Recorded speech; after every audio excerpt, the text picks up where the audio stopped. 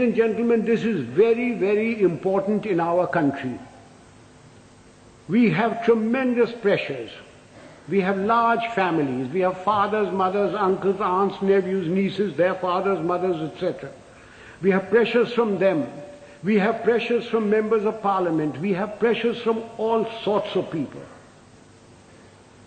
And we lack the courage to withstand that pressure.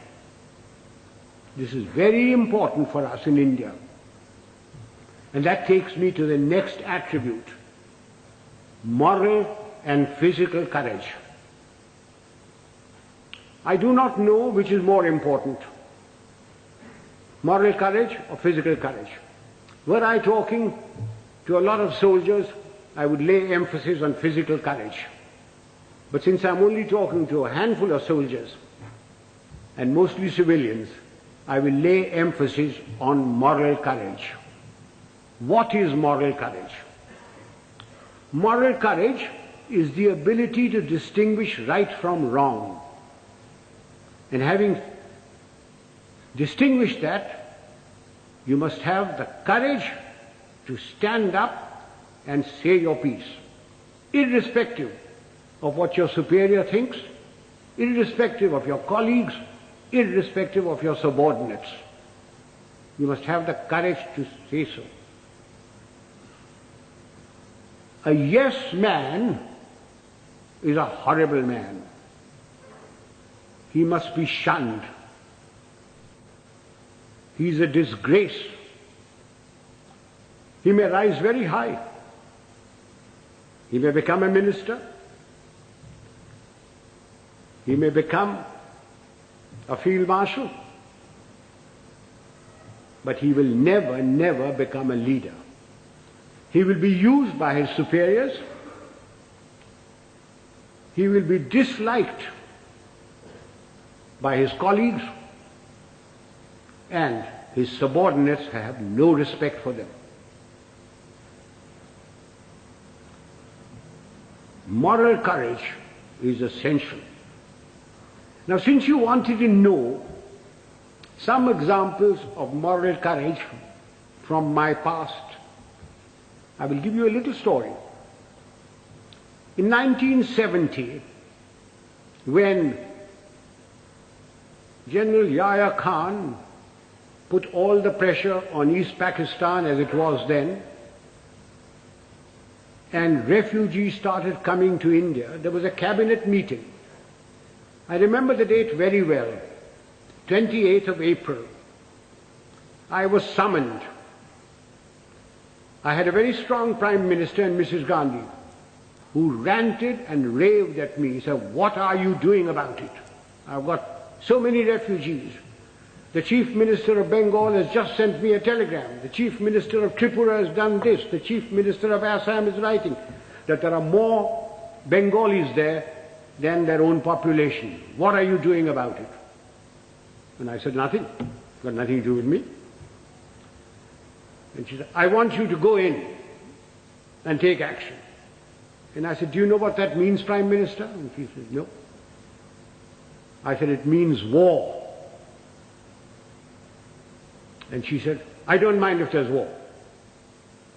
So I said, "May I please quote from the Bible, the first book, the first chapter, the first verse? God said, 'Let there be light,' and there was light. And you say, 'Let there be war,' there will be war. Are you ready?" I'm not ready. I'm not prepared. It is not the right time to go in.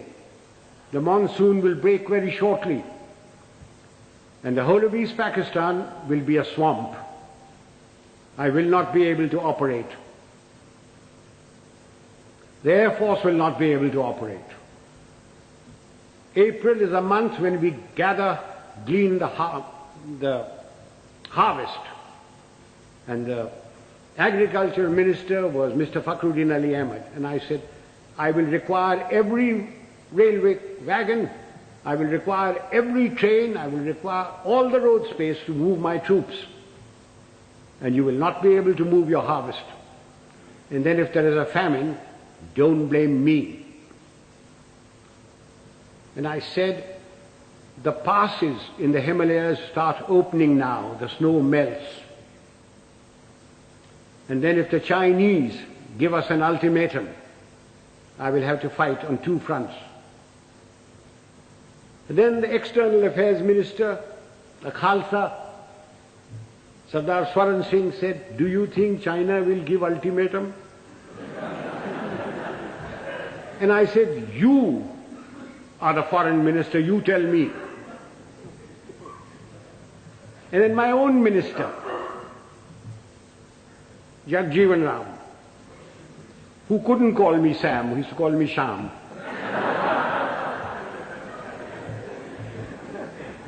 He said, Sham, maan jao na.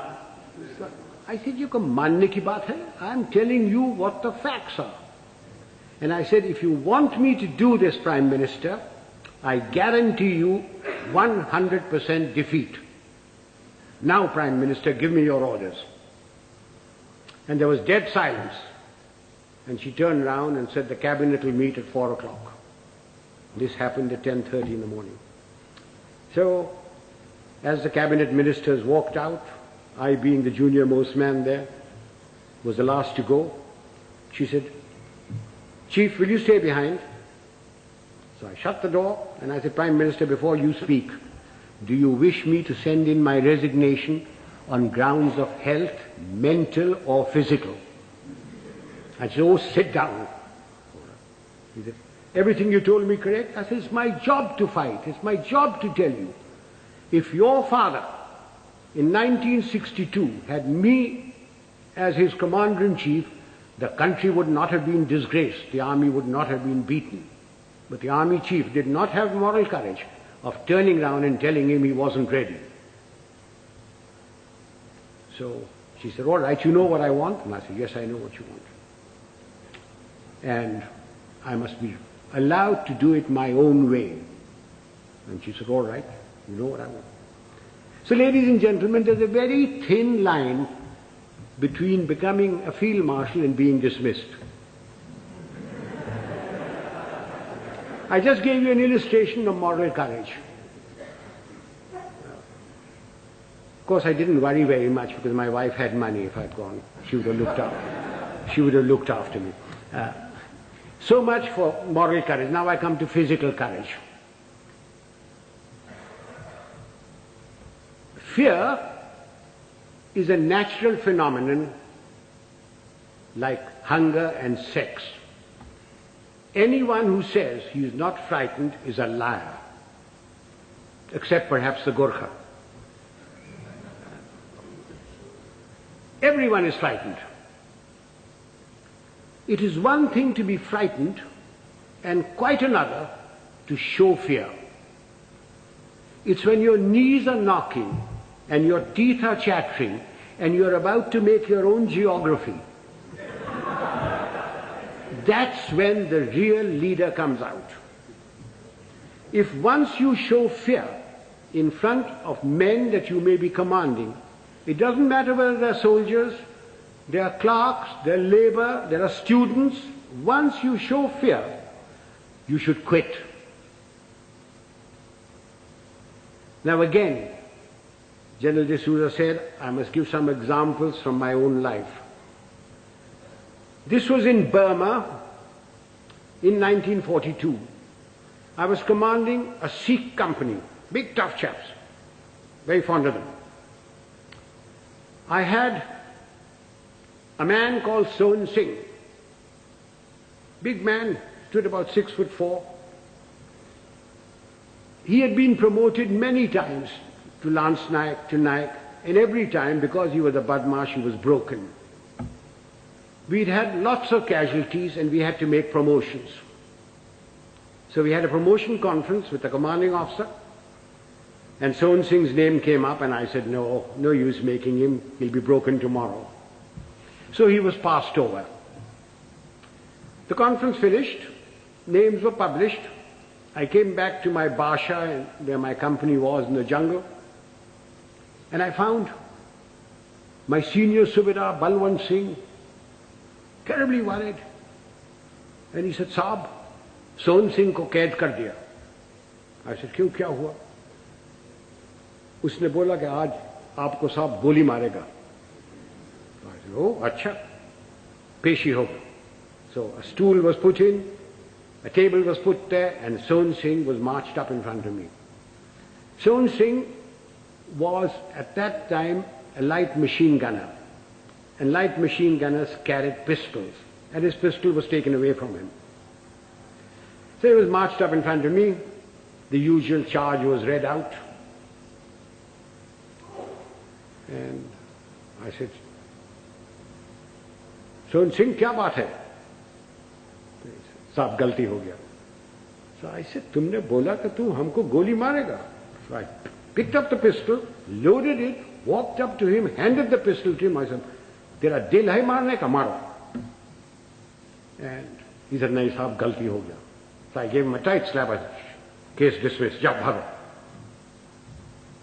I went off to the mess, had my dinner, came back, and everybody in the company was very worried. And the Subedar Sahab, Balwant Singh said, नहीं साहब आज रात आपको गोली मारेगा. So I shouted out, Son Singh किधर है? Son Singh came along. I said, Son Singh आज रात मेरा बादशाह पर तुम सेंट्री होगा, और कल सुबह 5 बजे 1 मग्गा चाह और 1 मग्गा गर्म पानी दाढ़ी बनाने के लिए. कोई शक? बेशक, भागो. And I went in there. I was woken up in the morning by Son Singh with a mug of tea and a mug of hot water, and he followed me like a lamb throughout the conflict. Now, ladies and gentlemen, if you think I wasn't frightened, you are mistaken. I was terrified. But if I hadn't done that, and put Son Singh in the clink or something like that, everybody would have said, देखा हमारा साहब डरता है. Just an example of this. How often during riots and all that, some young sergeant with nothing but a little stick in his hand has walked in and quelled everything by showing courage. So physical courage is essential to leadership. You needn't be foolhardy like I was. I was very young. I don't know whether I do it today. But physical courage is essential.